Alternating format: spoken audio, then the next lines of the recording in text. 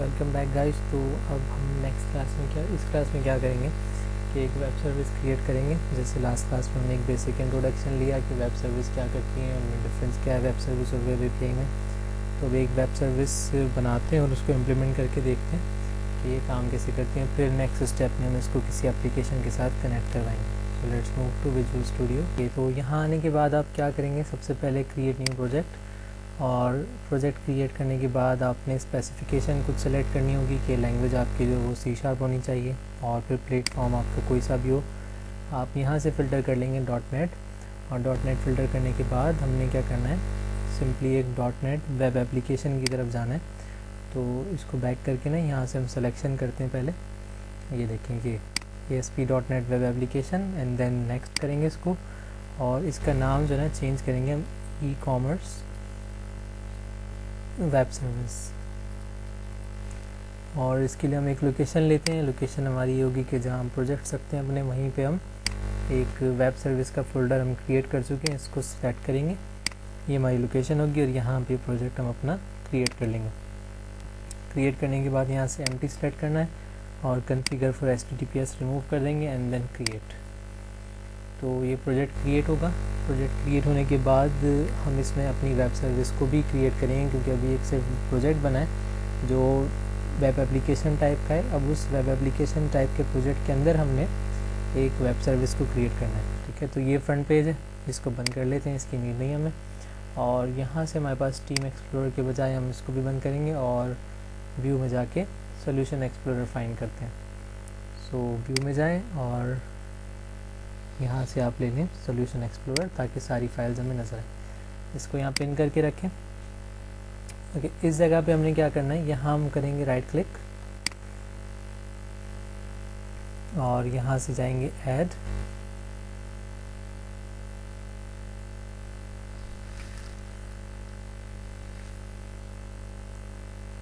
Okay, और add के बाद हमने यहाँ से लेना है न्यू आइटम। न्यू आइटम पे क्लिक करने के बाद आपके पास ये विंडो आएगी, और यहाँ से आप जाएंगे वेब, और वेब के बाद इधर सर्च करेंगे आप वेब सर्विस।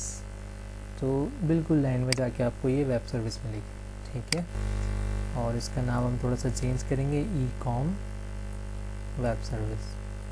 थोड़ा सोल्यूशन से डिफरेंट रखिएगा ताकि आपको इजी रहे। और ये एक वेब सर्विस बाय डिफ़ॉल्ट आपके पास बन के इस तरह से आ जाएगी, जिसमें कुछ डिफ़ॉल्ट कोड रखा हुआ होगा। सही है, देन इसको हम एक बार बिल्ड करते हैं, Ctrl+Shift+B, और इसके साथ ही इसको F5 प्रेस करके एक बार रन भी कर लेंगे।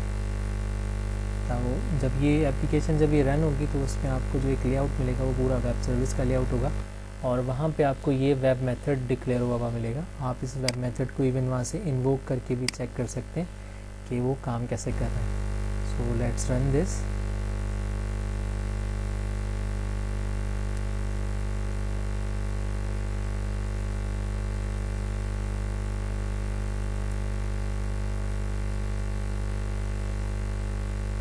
कि वेब सर्विस रन होकर आपकी इस URL पे जाएगी, और साथ ही साथ हम ये भी पढ़ लेते हैं कि क्या लिखा है। यहाँ लिखा है to allow this web service to be call from script using ASP.NET AJAX and comment the following line. अगर आप चाहते हैं कि आप अपनी इस वेब सर्विस को AJAX के ज़रिए यूज़ करें तो आप इसको बंद भी कर सकते हैं। ठीक है, इस लाइन को आप यहाँ से हटा देंगे, अनकमेंट करेंगे, और ये आपको वहाँ वेब सर्विस जो है AJAX के ज़रिए यूज़ होने लग जाएगी। ठीक है, let's move to web service. Web service हमारी स्टार्ट हो गई है और उसका कुछ फर्स्ट लेआउट ऐसा है। ठीक है, यहाँ पे कुछ बेस बताएं कि C# से ऐसे कनेक्ट करें इसको, और विजुअल बेसिक से इस तरह कनेक्ट करें, और इवन के C++ से ऐसे कनेक्ट करें। ठीक है, तो जैसे हमने कंपोनेंट में पढ़ा था विजडल भी यूज़ होती है इसमें, तो विजडल स्पेसिफिकेशन आप यहाँ से देख सकते हैं जाके। ठीक है, so you will go there, यहाँ से आपको इसकी विजडल स्पेसिफिकेशन मिल जाएगी कि विजडल एक्चुअली में है क्या और किस काम में आती है। तो हेलो वर्ल्ड पे क्लिक करते हैं और इसको इन्वोक करेंगे। तो जैसे ही ये इस पर आप करोगे, इन्वोक पे क्लिक करोगे, तो ये आपको रिस्पांस देगा हेलो वर्ल्ड। और ये जो रिस्पांस आपके पास आया है ये XML फॉर्मेट के अंदर है, क्योंकि ये एक XML का टैग है। ठीक है, तो XML के टैग के ज़रिए ही कम्युनिकेट हो रहा होता है। आप XML भेज रहे होते हैं और आप XML ही रिसीव कर रहे होते हैं। सो ये एक हमारा बेसिक मेथड हमें बना हुआ मिला जो कि हेलो वर्ल्ड था। अब हम क्या करते हैं, अपनी वेब सर्विस की तरफ चलते हैं और कुछ और मेथड इसमें बनाने की कोशिश करते हैं। तो मैं सिंपल यहाँ पे क्या लिखूँगा, वेब मेथड। ओके, ये लिखना ज़रूरी है, अगर आप ये नहीं लिखेंगे तो ये आपको जो है वेब के ऊपर एक्सेसिबल नहीं होने वाला। इसके रिटर्न टाइप हम इंटीजर रखेंगे और एक बेसिक मेथड बनाएंगे एडिशन, जो हमसे 2 पैरामीटर में इनपुट लेगा, इंटीजर ए और बी, दिस वन, और हम उसको रिटर्न करवा देंगे a प्लस बी करके। तो बिल्कुल एक बेसिक फंक्शन हमने एडिशन का बनाया, जो आपसे 2 इनपुट लेगा और 2 इनपुट लेने के बाद वो आपको क्या करेगा, जो भी रिज़ल्ट होगा वो एक्सएमएल की फॉर्म में रिटर्न करेगा। इसी तरह हम माइनस पे काम करते हैं। ठीक है, तो डिफरेंस क्या होगा, आप यहाँ माइनस का साइन ले लोगे और ऐसा ही जो है एक हम मल्टीप्लिकेशन भी ले लेते हैं। और डिफरेंस क्या होगा, आप एक साइन चेंज करेंगे और एक और कॉपी कर लेते हैं और उसका नाम होगा डिवीज़न। अगेन आप इसका साइन चेंज करते हैं। ठीक है, इसको एक बार बिल्ड करें।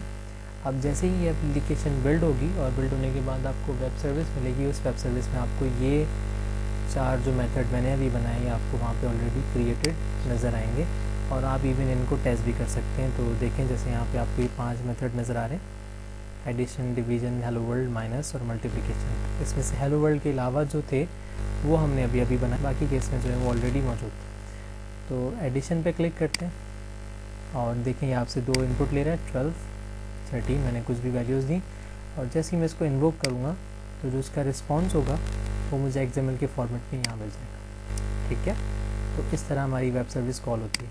कोई दूसरा मेथड भी हम ट्राई कर सकते हैं, लाइक मैंने ले लिया मल्टीप्लिकेशन का, मैं कहता हूँ यहाँ पे 12 मल्टीप्लाई बाय 9 और मैं जब इसको इन्वोक करूँगा तो जो रिज़ल्ट आएगा मेरे पास 108, ये भी एक एक्सएमएल की फॉर्म में ही मुझे रिटर्न करेगा। सो इस तरह से हम एक वेब सर्विस बनाते हैं और उस वेब सर्विस के अंदर हम कुछ मेथड्स को क्रिएट करते हैं।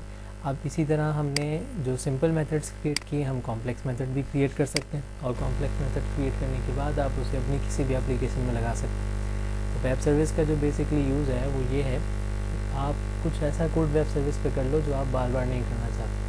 इससे क्या होगा, आप अपने कोड को एक ही वेब सर्विस के ऊपर रखेंगे और उसी वेब सर्विस को अलग अलग एप्लीकेशंस के अंदर इंटीग्रेट करवा लेंगे और उस कोड को यूज़ कर सकते हैं।